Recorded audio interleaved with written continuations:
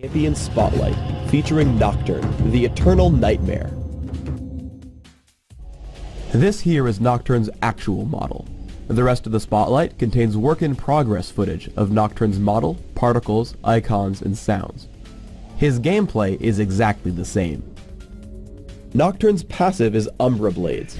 Every few seconds, Nocturne's basic attack will deal bonus damage, splash, and heal himself based on the number of enemies hit. This ability prepares more quickly as Nocturne attacks. Duskbringer shoots out a line nuke, leaving a trail behind it. Enemy champions hit by the nuke will also leave this trail behind them as they move. While on the trail, Nocturne gains bonus damage, move speed, and can pass through other units. Shroud of Darkness passively gives Nocturne bonus attack speed. On activate, he creates a spell shield on himself for a few seconds. If it successfully blocks a spell, his passive attack speed bonus is doubled for a few seconds. Unspeakable Horror tethers to target enemy, dealing damage over time.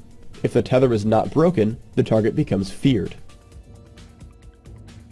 Paranoia is Nocturne's ultimate. On activate, all enemy champions lose sight of allied minions, turrets, and each other. Enemy champions can only see units in their own vision range. Nocturne can then reactivate the ability to quickly travel to an enemy champion, dealing damage when he arrives. I play Nocturne as a jungler. His jungle speed and ganking potential are very strong. Nocturne is a natural ganker. Open up with Duskbringer to close the gap. I use Shroud of Darkness to block Nunu's Ice Blast, while Unspeakable Horror triggers, keeping him in range longer. When he flashes away, I keep up with Ghost, taking the kill with Duskbringer. Nocturne has great synergy with Twisted Fate. Once you're preparing to gank, call for his help. With your enemies unable to even see your allies coming, you're guaranteed a kill. One great thing about Nocturne is that his abilities all work defensively as well. As I get caught by Nunu and Caitlyn, I run with Duskbringer and block Ice Blast with Shroud of Darkness. I wait on Unspeakable Horror for when Twisted Fate shows up. As Nunu tries to escape, Duskbringer and Ghost allow me a kill while chasing. Afterwards, I chase down Caitlyn as soon as possible. With Duskbringer and the Lizard buff, only her teammates can save her. Thankfully, I predict her movement into the jungle and kill her with Duskbringer. With my team's help, I even escape my enemies.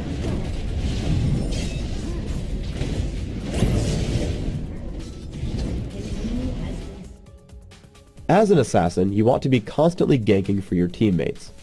A tank like Maokai won't die to Just Shen and Blitzcrank, so always make yourself available. Again, make sure you'll hit your enemy with Duskbringer to ensure maximum damage.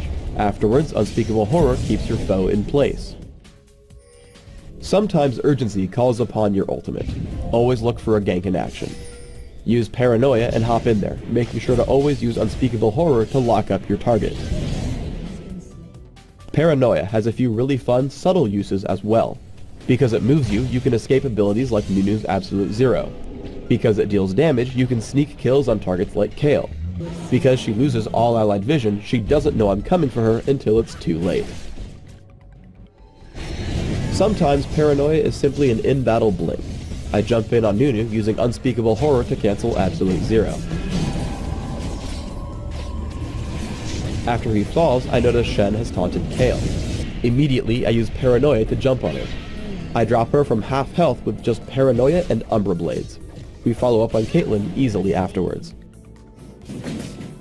As a jungler, I take Armor Penetration Marks, Flat Armor Seals, Attack Speed Glyphs, and Armor Penetration Quintessences.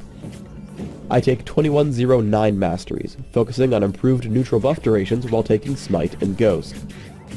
Take your first point in Shroud of Darkness, and then max Duskbringer. Take Unspeakable Horror and Paranoia when you can. For items, start with a Cloth Armor and a few health potions. Upgrade to Virgil's Lantern and take Mercury Treads. Yomu's Ghost Blade and Black Cleaver will cover most of your damage needs, while you build Banshee's Veil and Guardian Angel as tank items. You can finally trade in Wriggles for a Bloodthirster if you want at the end.